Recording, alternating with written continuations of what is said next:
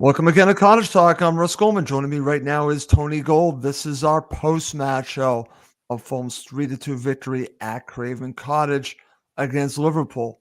Tony was there. I watched the match, and we have a lot to get to in regards to this massive victory and what it all means for Fulham Football Club. Big picture. We'll talk about that in this show as well. I also want to mention, if you are watching and you want to subscribe to our YouTube channel, I haven't already, please do subscribe and also like this episode. Please do that. We're trying to get the numbers up on that. I would very much appreciate that. Okay. All right, my friend, let's get to it. Tony, how you doing? I'm very well, thank you, Russ. How are you doing? I am doing great. Are you still feeling fantastic from yesterday? Yeah, it was an incredible result. Absolutely incredible result. So how can you not feel, joyous and buoyant and all those things that you want to feel? Evening, Chris. It was. Yeah. I mean, we'll come on to it, obviously, but you've beaten a side that at the moment are runaway leaders of the Premier League, and we put in an unbelievable performance. We certainly did, Tony, and I've already done 2 episodes on this victory, and I'm ready to do another one and maybe another one after that. I probably won't get sick of this victory for a while. So before we break this down, what does this actually mean? Let's start here. What do you feel that this victory means for Fulham? We could talk about the rest of the season. I've already said this. This really gives them an opportunity actually to get into Europe. If they don't get this victory, I think it's going to be extremely hard. I'm not saying that it's not already hard or it's going to be hard. It's easier now, and I think they put themselves in position to potentially pull this off. That's where I'm going on what the victory actually means. But there are other meanings to it. What do you take out of this victory? I think what it means, Russ, for me, is that Fulham are very, very capable, and they have been very capable all season. The thing that's missing, the thing that's lacking is the ability to be consistent from game to game. And I know we discussed it yesterday evening, Paul, about how can Fulham go from the performance that they put in against Crystal Palace to the performance that they put in against, Liverpool yesterday. And, it's like chalk and cheese. And it's like, that is what Fulham and Marco Silva and the players need to work on. And I think, Russell, after that result yesterday, I think that if Fulham don't go on and qualify for Europe, they will be very disappointed. I really do believe that now, because they've put themselves in a really good position. I know we've talked about it all season. Europe's on, Europe's off, Europe's on, Europe's off. But that's been, I think, the way that the Premier League has gone this season is that everybody is capable of beating everybody. Teams have dropped points. Teams haven't been consistent. It's been one of the most inconsistent Premier League seasons on record that I can remember. And if Fulham can just produce what they produced yesterday for the remaining 8 games of the season and show that consistency, because we know that they are capable, then there is absolutely no reason why they can't grab, one of those European spots. And as I say, I think there will be a real disappointment at the end of the season if we come away having not achieved that. I'm starting to feel that way, Tony, because I think it's within their grasp. And I want to actually share this comment from Chris because he's listening. And I want to give Chris a lot of credit. He's been a gentleman in regards to, obviously, he's a Liverpool supporter. He still comes on. He's gone on both of my other shows. And Chris, you've shown pure class for coming on Cottage Talk and sharing your comments. So I want to thank you for that. But this is what he shares, and I want to talk about this. It should give Fulham confidence that they can play and beat the bigger teams in the Premier League. And Tony, I agree with all this. In fact, I agree with that before this match. But I think moving forward, when you look at the opponents coming up, Tony, and we were talking about this with the guys from the hammy end, really, if you can beat Liverpool at Craven Cottage, I know Man City is that daunting team, but they're not the same team. You should feel confident playing Chelsea, even going to Aston Villa now and Bournemouth, because I think there's an opportunity. No one should be a team that you fear. You should be able to go in there with the confidence that if you can beat Liverpool, you can beat anyone. And I think that's where Chris is going on this with the bigger clubs, but there's also clubs in and around them that they should also feel that confidence with. What Chris alludes to there, in fact, actually, they have had the confidence this season against the bigger clubs. If you look at our results, Russ, where we've struggled is against the teams that seem to be below us. And that's where we seem to have dropped the most points is teams that are, supposedly on par with us, or teams that are in the bottom half of the table. We've dropped 2 points against a team that's already been relegated. We've dropped points against the team that's also in the bottom three. So I think the confidence issue for me is it's a little bit about, for me, it's mentality. We've spoken a lot about mentality this season, right? I think Silva deserves a lot of credit for putting Sessegnon in the side yesterday because, absolutely, and we spoke about that again, Russ, how, his time has come. He deserves his opportunity. And, he's fresh. We talked about freshening it up. And yesterday, I think his legs, his enthusiasm, his confidence, really contributed to some very good play from Fulham throughout the game. Gave us a different dimension. And I think that is what Silva has to get right in the next 8 games, is getting that balance, getting that freshness, getting that confidence, and making sure that he's giving the players, that can contribute in those games to get the results that we need to get over the line. Totally agree, Tony. And to even prove that point more, the fact that you now have Sessegnon playing at this level, and I think he's only going to improve over these last matches of the season, you're going to get back Harry Wilson at some point. You have Kenny Tete back. You are going to have options. He's going to have several options of mixing and matching and doing things, giving yourself a stronger bench. The only real loss I think that they have right now that they're not getting back is Reece Nelson. But beyond that, everyone else should be available to Marco. And that's what's wonderful about this. I'm going to share this comment from our friend Black, White, and Fred. He always seems to nail it. And I think he's nailed it here. It says, we have given a yo-yo club a whole new meaning with our inconsistency. And he happens to be right, Tony, because there's a stat out there that after an international break, Fulham win the 3rd match back. That's weird. That's strange. But if you look at the points total, I'm glad that Black, White, and Fred mentioned this. Halfway through the season, Fulham were on an average points total of 59 points. Tony, right now, they're on 58. So they are still exactly where they've been. They are a yo-yo club, but a weird yo-yo club. It's this crazy roller coaster ride of inconsistency that's consistent. It's an oxymoron, but that's who they are right now. Because I think the frustrating thing, Russ, sorry to interject there, but go ahead. From winning positions this season, I think the stat is 22 points that Fulham have conceded. And, even if you half that, even if Fulham had half of those points, 11, then we wouldn't be talking about, if we can qualify, if we should qualify, we would be in a position of almost there. And I think what, he alludes to there is the fact that, we have been so inconsistent, and that's been the frustrating, point this season, is that we've seen some unbelievable performances, some absolute crap performances, and very little in between. And it's like, why is that? What is driving that? Why can't the players find that consistent, regularity every single week? Like Liverpool, for instance, who are now, running away with the title. They're there because they've been consistent.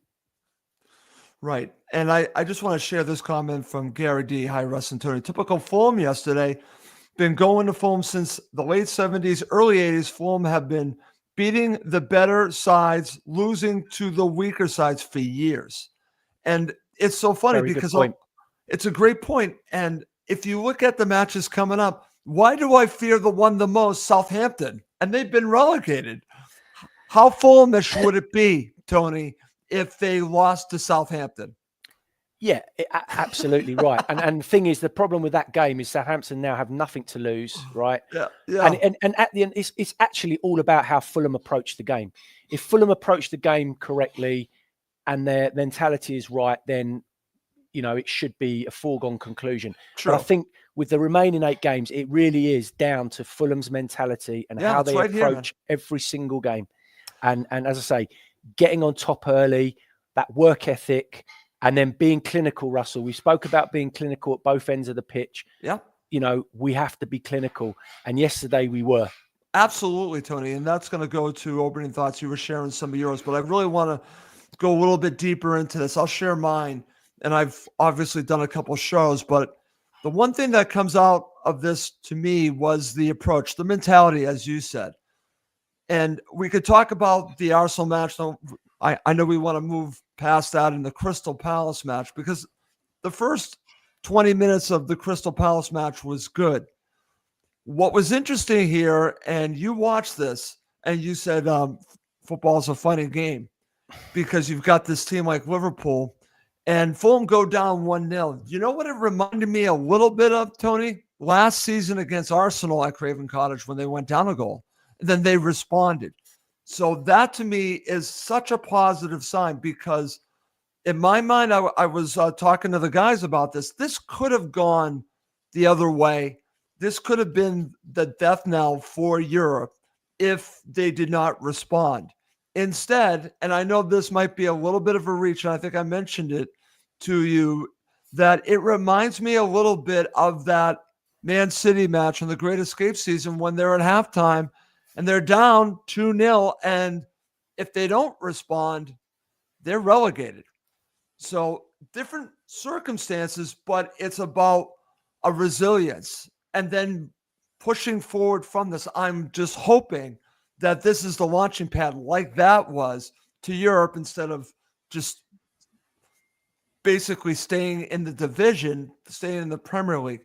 But this moment, for me, what was interesting about it is that it was a mentality thing, Tony. It was an aggressiveness. It was, they went at Liverpool. They were pressing Liverpool from the minute. And we're going to talk about the issues that could have led to penalties for Fulham. And that was really the mentality. That was the approach. That to me is what was different. Early on and throughout the match, they did not let Liverpool settle in, Tony. That is really my opening thoughts. Yeah, all very valid points, Russ. And obviously, you know, from my perspective, it was interesting because when the game started, there was the first sort of 4 minutes of the game. And I'm thinking, with what happened in those first 4 minutes, I'm thinking this is going to be a very long afternoon for Fulham, because, you know, Joachim Andersen has received the ball at the back on 4 occasions and he's launched it 40 yards on 4 occasions, and he gave the ball away every single time. And I'm thinking, what is going on here? We're giving possession away. Dangerous thing to do when you're playing a team like Liverpool. And then in the 4th minute, you know, we have that opportunity where Pereira goes through and makes that pass, and then Muniz, you know, gets his feet all tangled up and doesn't take the opportunity. And you're thinking, that's a chance gone. Now let's see what happens. And then bang, suddenly we're 1-0 down, right? But what was impressive from that 13th minute onwards, Russ, is, and we haven't seen it in a long time from Fulham, is the response, is the resilience that they showed, the work ethic to dig in, to respond, and the resilience that they showed from that moment and that 15-minute spell thereafter, you know, was what we haven't seen in a really, really long time. And that will hopefully carry Fulham through in the next 8 games. And if, as I say, they can carry on producing that kind of level, then, you know, we will be a very difficult team to beat in those remaining games. Totally agree, Tony. And that's what gives me hope. But I'm going to give you the flip side. And this is courtesy of our friend here, Black, White, and Fred, and he brings it. And this is something you and I talked about. So I want to see, is there a solution to this issue? Because I've talked to you about this, and it's frustrating. It's just interesting. I'm going to share what Black, White, and Fred said, and when I get your response to it. Has Marco set us up to be a one-trick pony?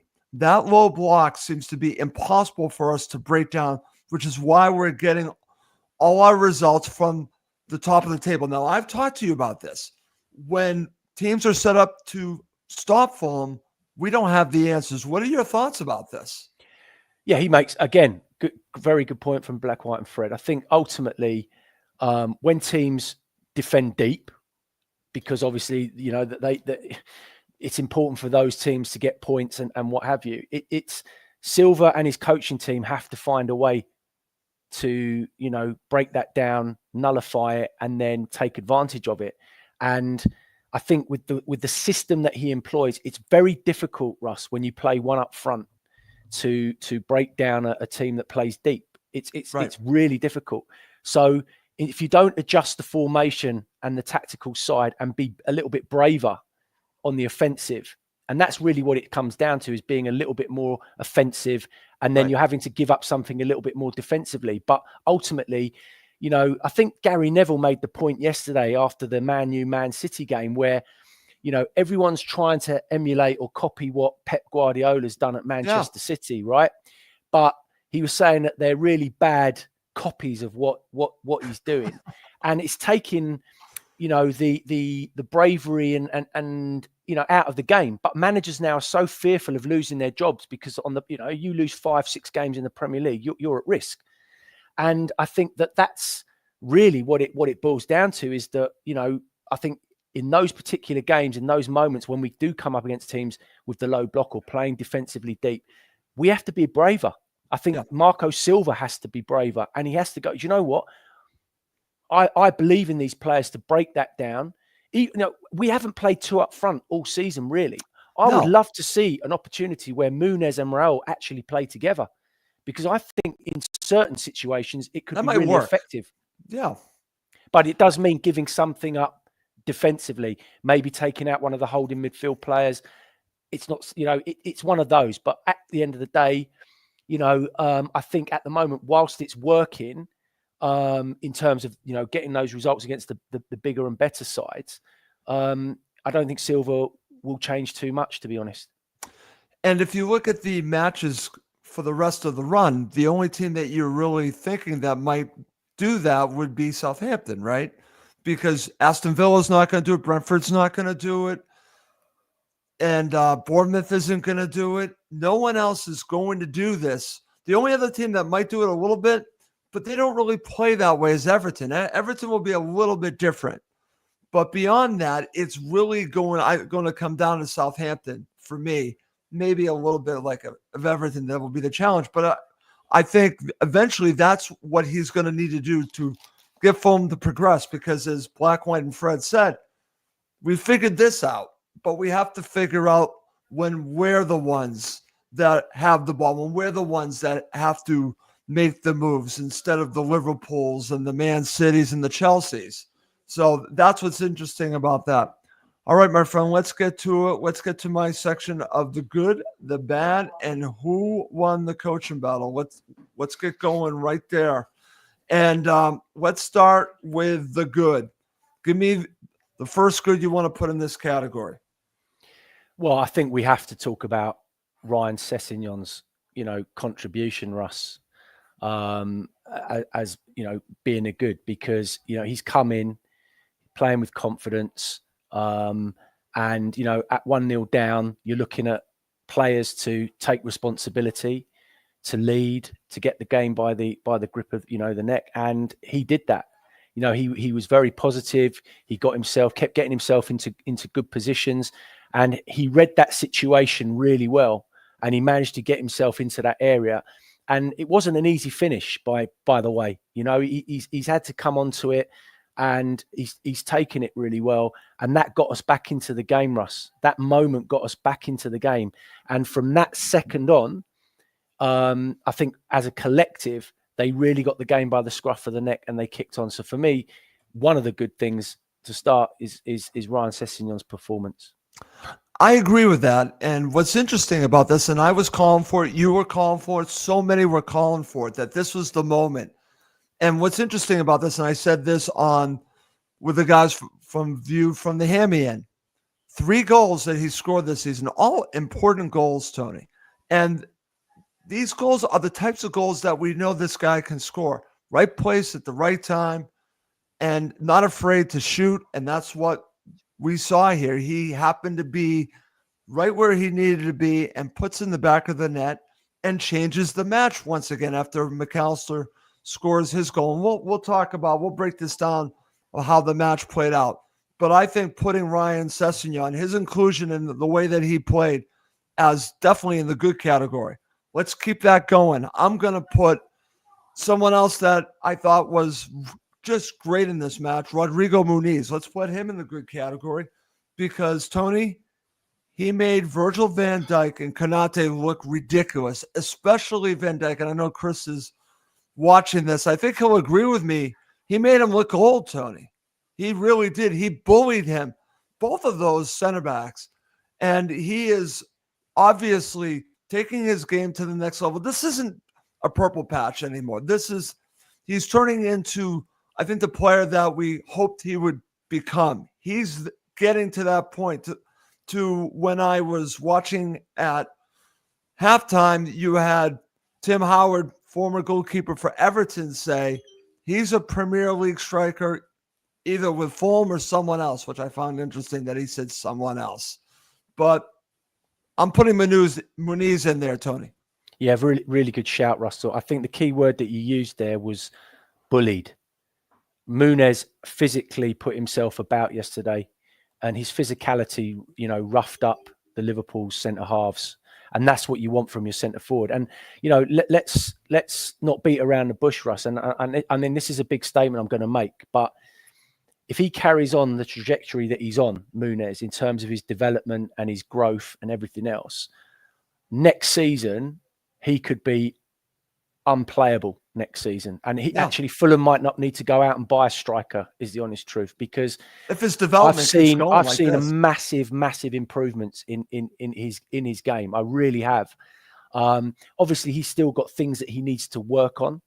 But ultimately, look how old he is. Look how young he is. There's still so much more to come from him. And I just hope that, they get the contract done, that we don't have any stupid clubs coming in, bidding for him and setting that all off now, because honestly, the best is yet to come from that young man. And I think that, yesterday was an example of, what, this boy is moving in the right direction, and that's a real positive for Fulham. Absolutely, Tony. I'm going to go back to you. There's a player I'm thinking of, but I'll let you speak to who else you want to put in the good category. Well, I think we have to talk about Calvin Bassey, Russ. There we go. Yesterday I was thinking about he was my man of the match, but actually there's another player who I think just about nicked it, and he went under the radar. But when you look back on his performance, but we'll come on to that. But yeah. Calvin Bassey yesterday was, immense in every way, shape and form. Defensively aggressive, breaking into the opposition half, incredible work ethic. He's a great leader. He plays the game with such enthusiasm. And, he was just mammoth yesterday. Absolutely mammoth. And, made the right, got his body in the right position. Game understanding was fantastic. Positioning was very good. His performance all round, I think really just drove the players and drove the team on, and they fed off that. They fed off that enthusiasm. He's our best defender now, Tony, bar none. He's our best defender, right? Any shadow of a doubt. And he's now becoming also a leader back there. So yeah. Whereas I was hoping it would be Anderson, it really has turned out to be Bassey. And he has really taken that moniker. It really is. The confidence he's playing with and the football sense that he has to make the right decisions and the confidence to go forward, Tony. That to me is just showing a player that has just taken his game. We're talking about all these players that are just improving.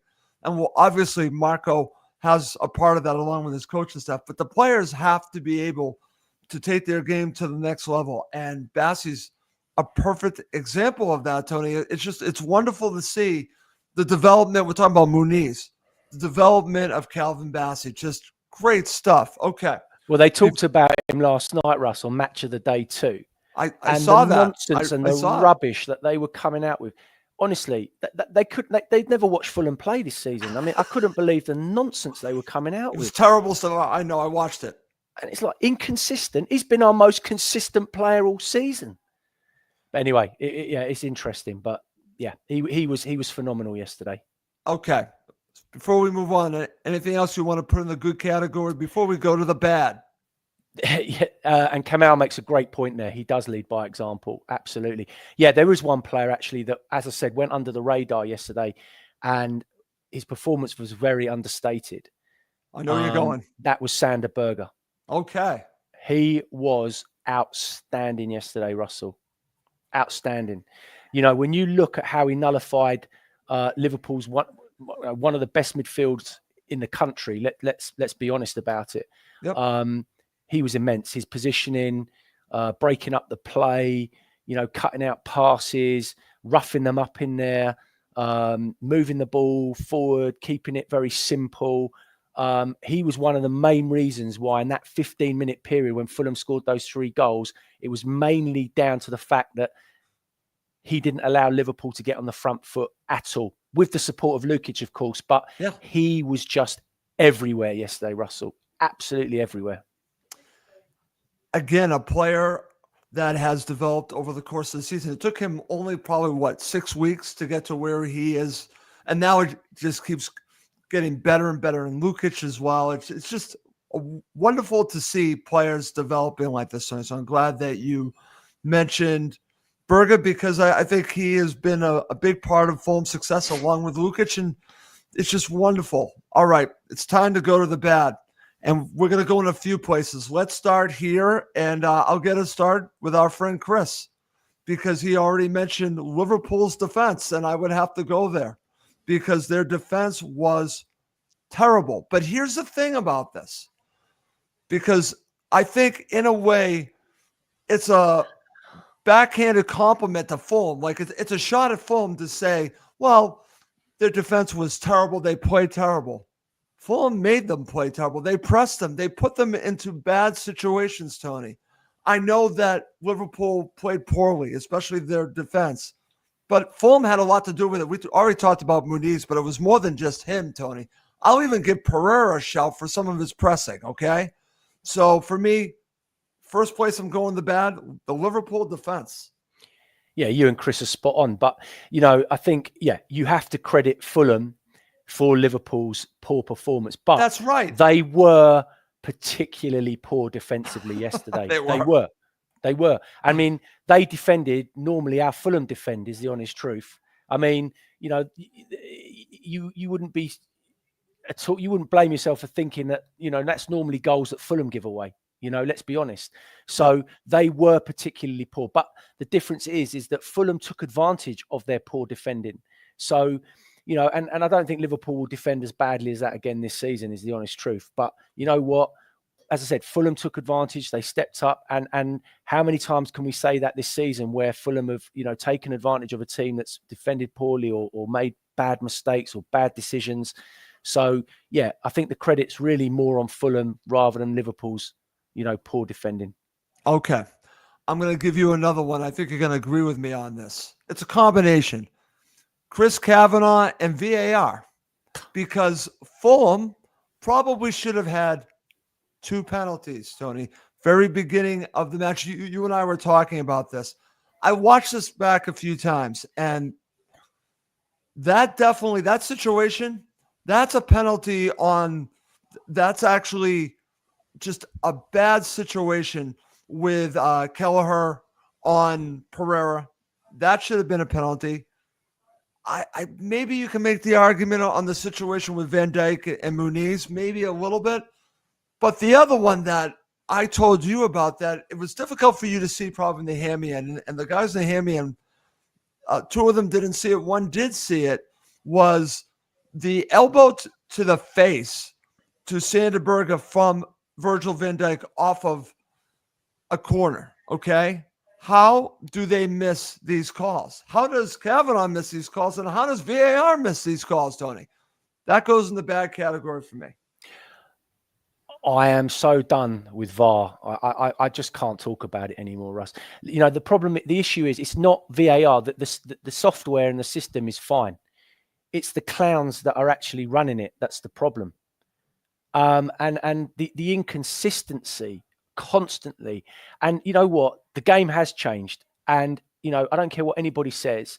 It is killing the game. It is absolutely destroying the game. And you know, we can those two incidents yesterday, but there was when Liverpool the other night there was 12 minutes added on in the game. I think it was the Chelsea Tottenham game. I think Right. it was because it took them 6 minutes to make a decision about what is going on. That's not football, Russ.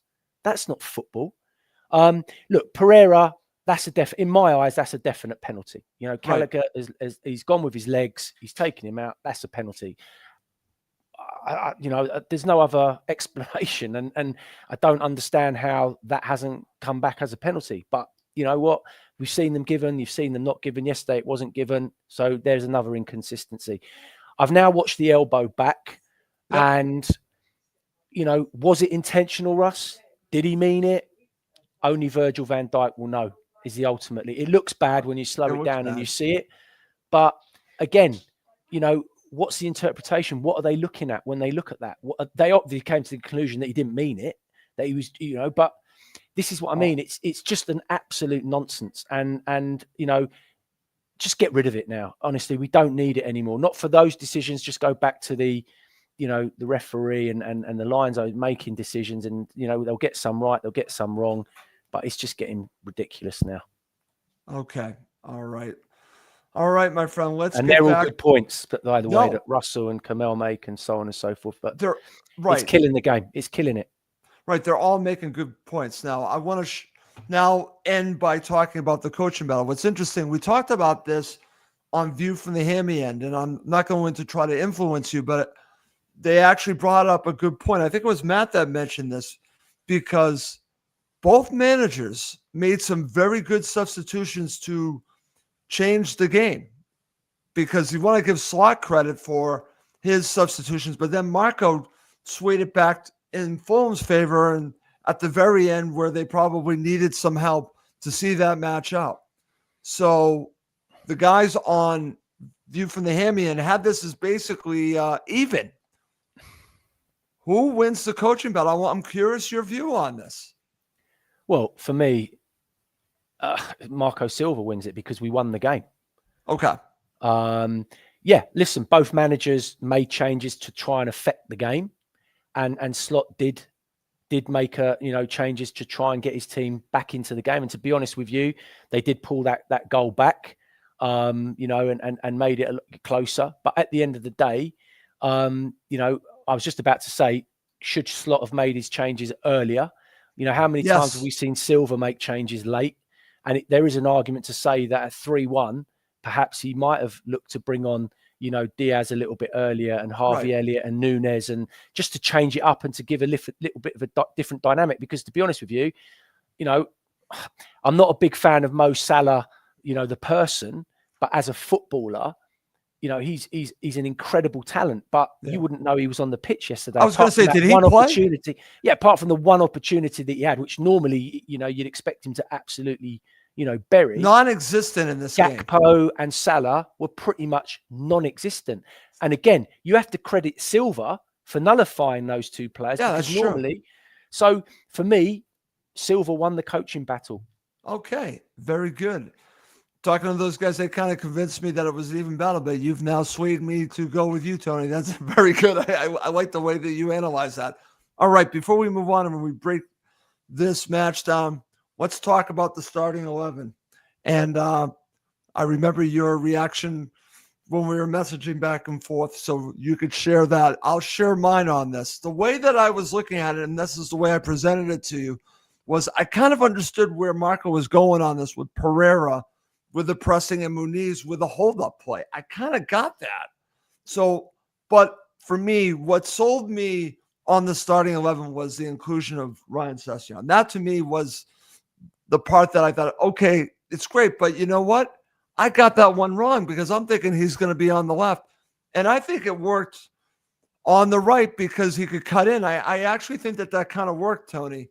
So I kind of like, in the end, obviously it worked out. I would have started Emil Smith-Rowe, and everyone's probably like, why, Russ? Because I still want ESR to really become the player that I think he's ultimately going to become. And the guys on View from the Hammy, I mentioned this, Tony, that he was getting a lot of stick during this match, ESR. And, we could talk about that in a future show, but I got to give Pereira credit. He worked fairly hard. And I think Marco ended up in the end. Obviously, the result says it for itself. Got the starting 11 right. But for me, it came down to playing Sessegnon. There's a reason Marco Silva is Fulham manager, Russ, and there's a reason why he's on No, we're not. £3 million a year. I'm going to be Right. totally honest with you. I thought, I thought Castagna was going to have a really difficult afternoon. I thought defensively we were going to really struggle, if I'm honest, with Anderson after what Arsenal did to us the other night.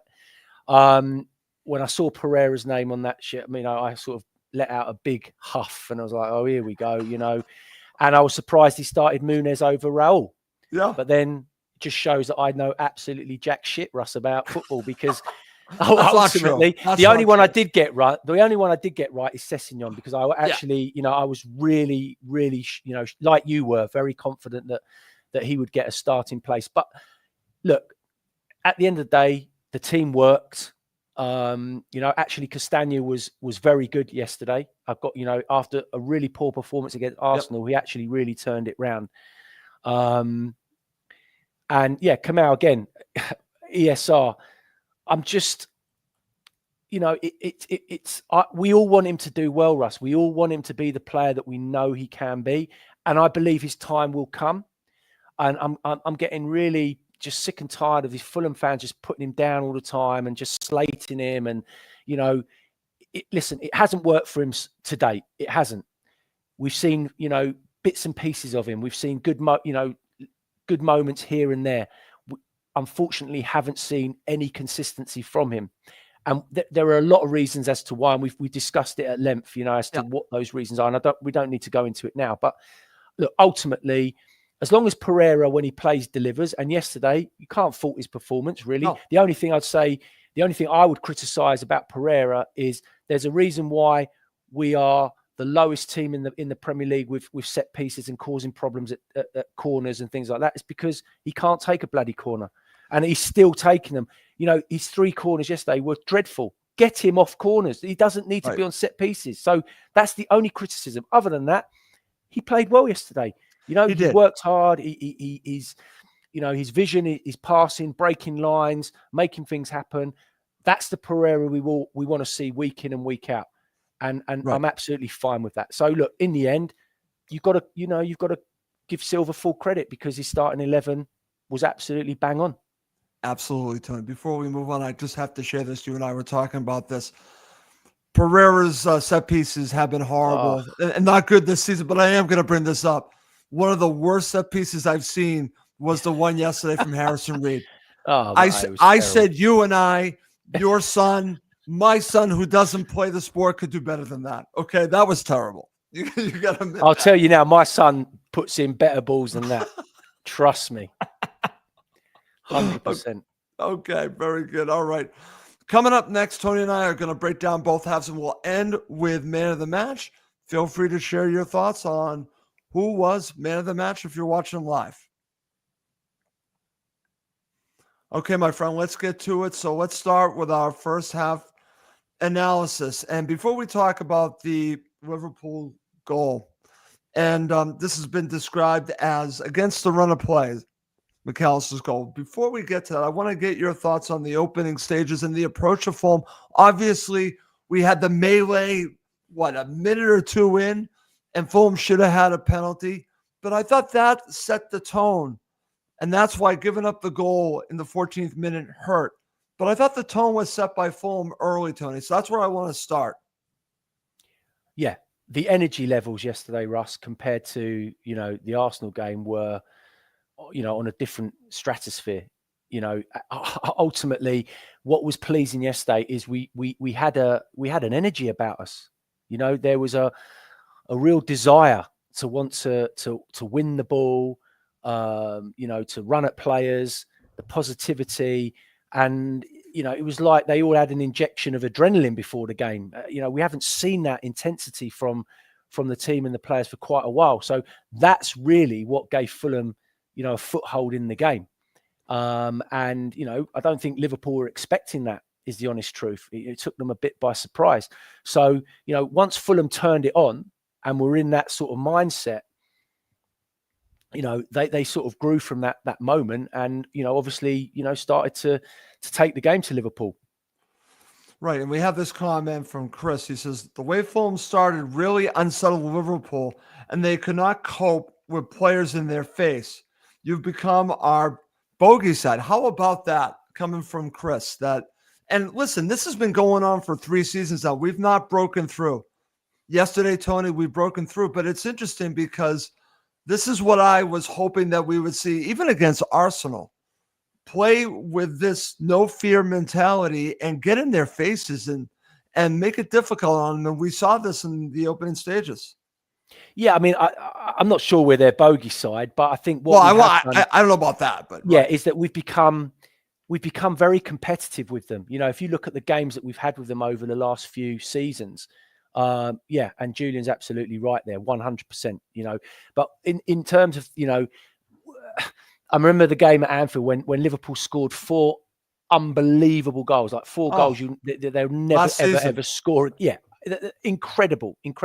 But we were competitive, Russ. We've been competitive with them, and actually we're having some really good games with them now, and that shows how far Fulham have come and how much we've developed and grown since Silva has been manager, and the players. So the fact that yesterday we finally broke through and got that, as I said, it was the intensity. It was getting in front of them and being aggressive and making them play under pressure, which is what caused them to give the ball away the amount of times they did, and what led to us getting those 3 goals. Right. And we're going to get to that in just a couple minutes, but we do have to start with the goal from Liverpool. And this was unfortunate, like I said. Maybe it's a blessing in disguise, Tony, because they score this goal and then we have the response. And I think Fulham needed to show this response to themselves and to everyone, that they weren't going to just settle for what could have happened if they lost this match. So maybe that kick in the teeth ended up being a blessing. And this was the kick in the teeth from McAllister. A great goal. But what did you make of this? McAllister, world-class player, world-class finish. That's what Liverpool are about. They've got players that can score goals like that and do things like that. And I think, did I see it yesterday that Liverpool played the same amount for McAllister as we did for Anderson? Let that sink in for 5 minutes. Oh, I don't want to think about that. Anyway, but yeah, no, I mean, it was a great finish. But I think, look, Iwobi, I think Anderson started by giving the ball away, right? Yep. Then Iwobi and Berger, were a bit flimsy in the tackle. They didn't really get to grips with it. So McAllister, and I think Bassey has to close that down quicker. I think he has to react a little bit quicker. But look, it's a great strike. He's a world-class player, and it's a great finish. I think what really pleased me once that goal went in was Fulham's response, Russell, the way they responded, because that could have gone very differently, and it has gone very differently, as we've seen in previous games, like, Palace, take the Palace game, for example. Yep. So the response was excellent from Fulham. And that, to me, could be the game changer for the rest of the season. We shall see how it all plays out. But that, to me, if we're looking at moments, like I said, I was bringing up what happened back in 2008, 2007, 2008, when Fulham are down 2-0 against Man City. Sometimes moments like this can change a season. And maybe this goal from McAllister can change something for Fulham, because it certainly got into them to really just force the issue with Liverpool moving forward. As we learned, this is actually what ended up happening. The way that they played, it kind of led up to this. This was the blip, and then they took off from here. Let's start with the first goal. And we haven't mentioned this player's name, but I thought he had a solid game, Tony, because you and I were talking about that. We both wanted Kenny Tete to start. But Castagna, he started this thing off, and yes, it's a mistake from Curtis Jones. Okay, we can call it what it is. but he had a decent delivery. And next thing you know, right place at the right time. A player that I've seen this do for 3 seasons with Fulham, Ryan Sessegnon, gets the goal, gets the equalizer, and starts it basically the momentum going, Tony. Let's talk about this goal. Yeah, well, like I said, it was the response, Russ. And as I said, there was like 8-9 minutes between the goal. Fulham hung in there, didn't panic. Got their sort of composure back. Castagna, who had a very difficult night the other night against Arsenal, credit to him. He didn't let it affect him. And I thought, as I said, he played very well. Listen, at the end of the day, it was poor defending from Liverpool. Let's not call a spade a spade. It was poor defending, but we capitalised on it. And as you say, Sessegnon read it, right position, right place. Still had a lot of work to do with the finish, and took it brilliantly. And that then lifted everybody. All right, very good. All right, very funny there, Chris. I love Chris. He's always coming with a comment. All right, so now the match has its equalizer, and we're at 1-1, and now Fulham build on that. Again, we're going to talk about mistakes from Liverpool, but Iwobi here puts in the back of the net, and Andy Robertson. I think this is 3 mistakes on one situation, Tony. Andy Robertson gave 2 passes to Iwobi and then deflects the ball in the net. I wouldn't want to be Andy Robertson today. Iwobi makes it 2-1. Fulham, your thoughts? Yeah, he certainly won't be watching that one back anytime soon, that's for sure. But again, poor defending from Liverpool. I mean, I don't think they've probably given away 2 poorer goals this season, is the honest truth. But again, Fulham still had to capitalise on those mistakes. And, Iwobi, who, let's be honest, in the last sort of 3 or 4 games has been off the pace a little bit. But I think he was back to his self and best yesterday.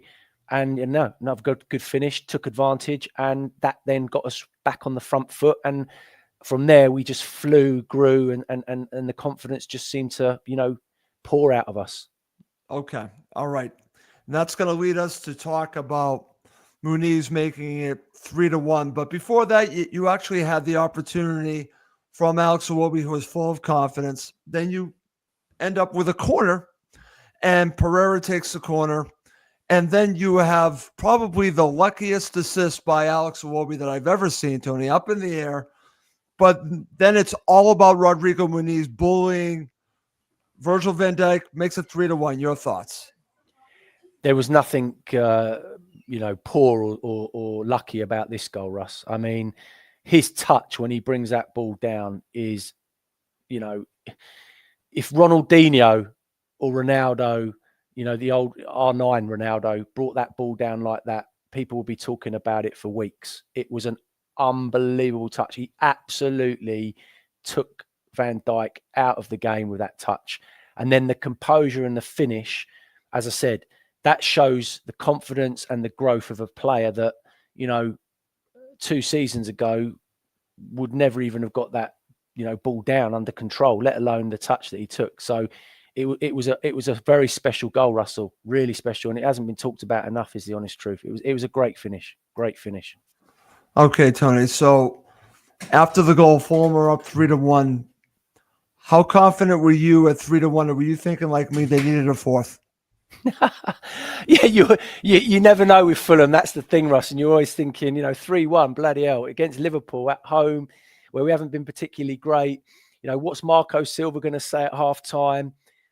You're expecting, an onslaught second half.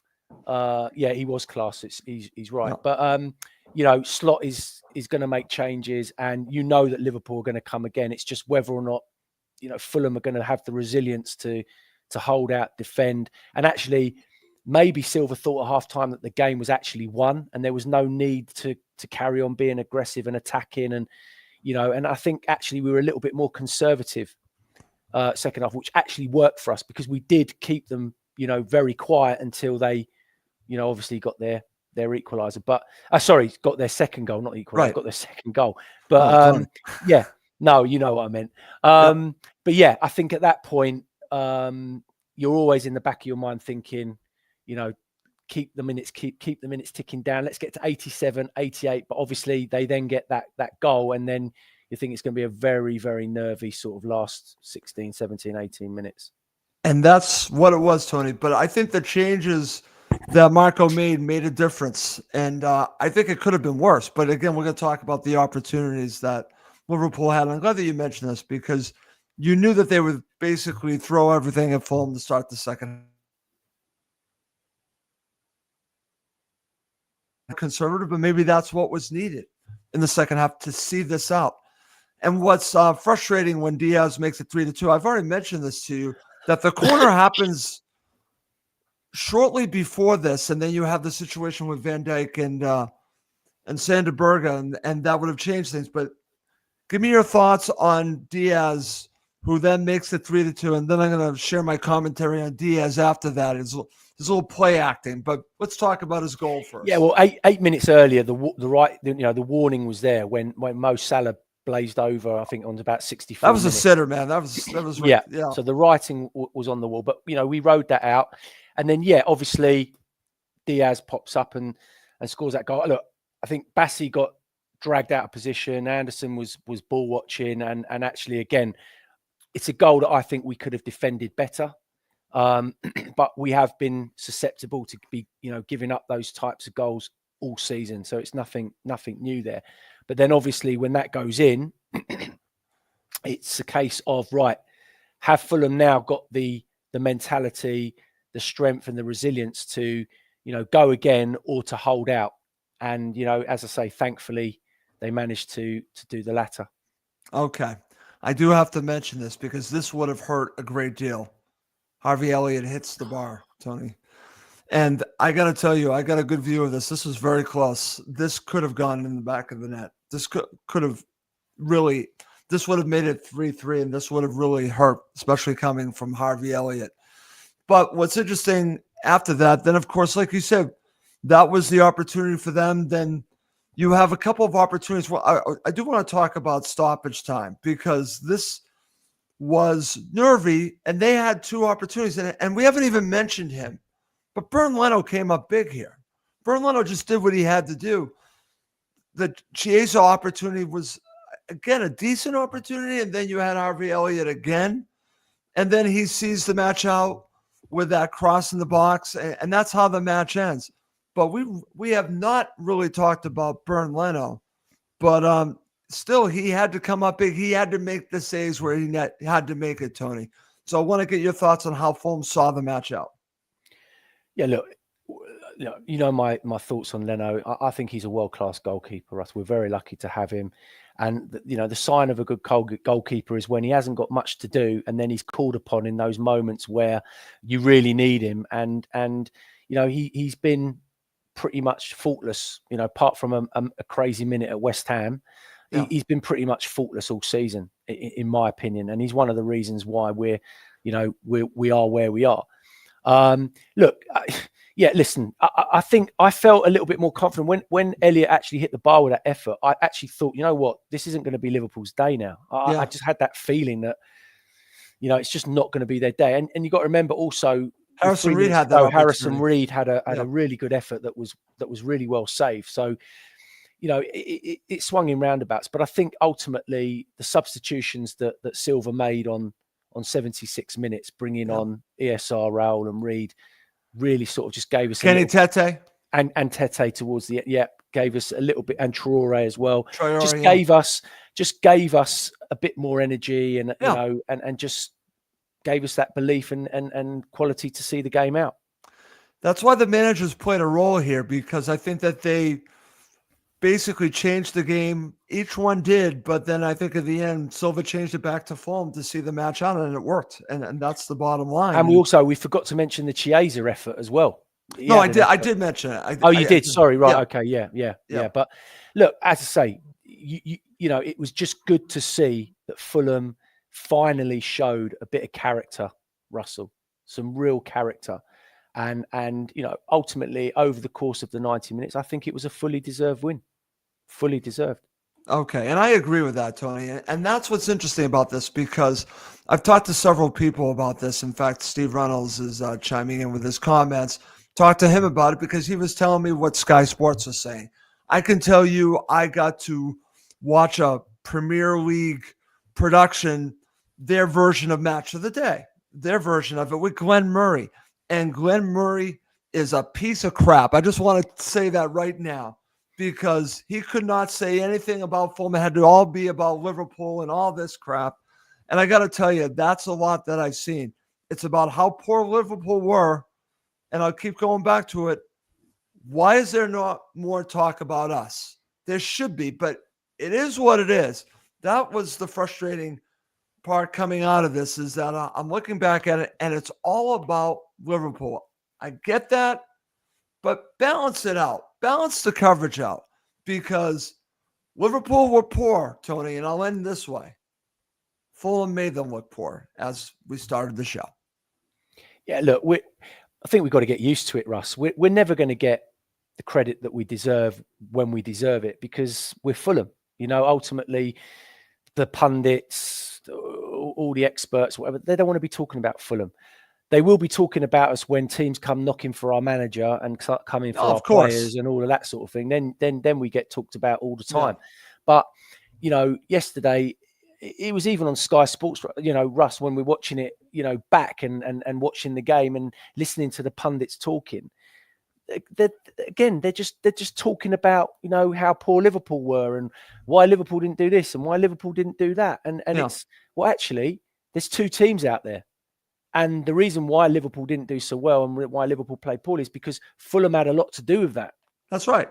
But you know what?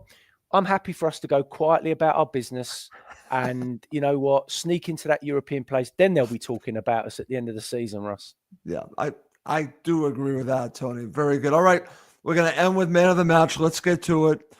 Let's end here. I've already said my man of the match, Calvin Bassey. Tony, who's your man of the match?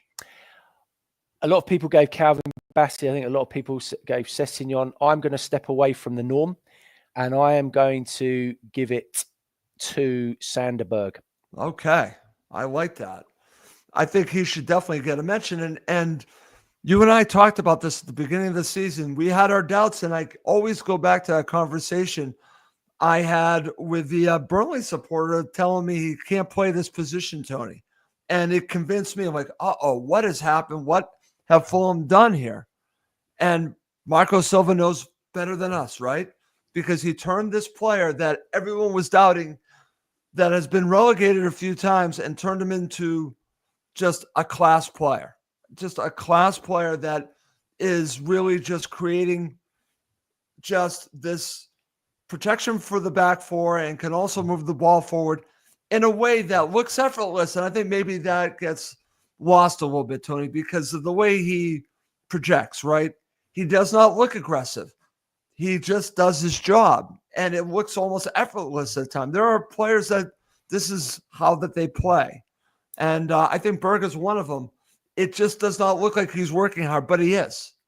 So I agree with you on Berger.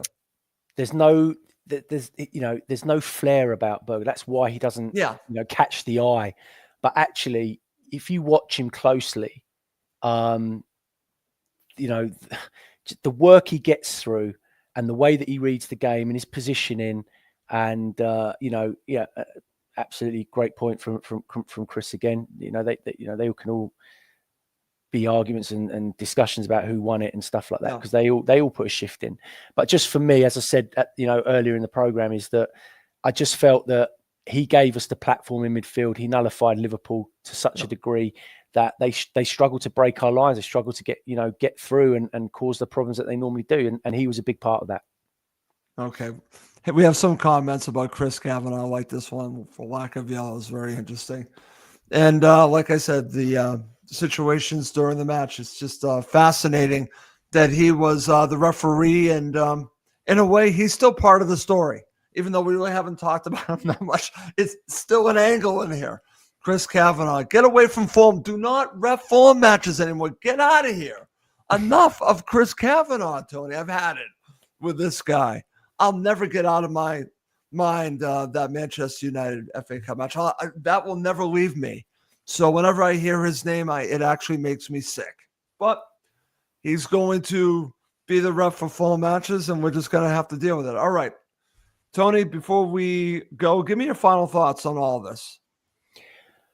Final thoughts are that, our next two fixtures, Russ, I don't think we can look past those two games, really. Bournemouth Monday night. Yep. Tough. It will be a tough game, but, there's no reason why Fulham can't go there and get a positive result, as I say, based on that performance. But this is the big question, isn't it? This is the multi-million question. Can Fulham put in two consistent performances on the bounce? That is where we're at. I know. And then obviously the Chelsea game on the Sunday.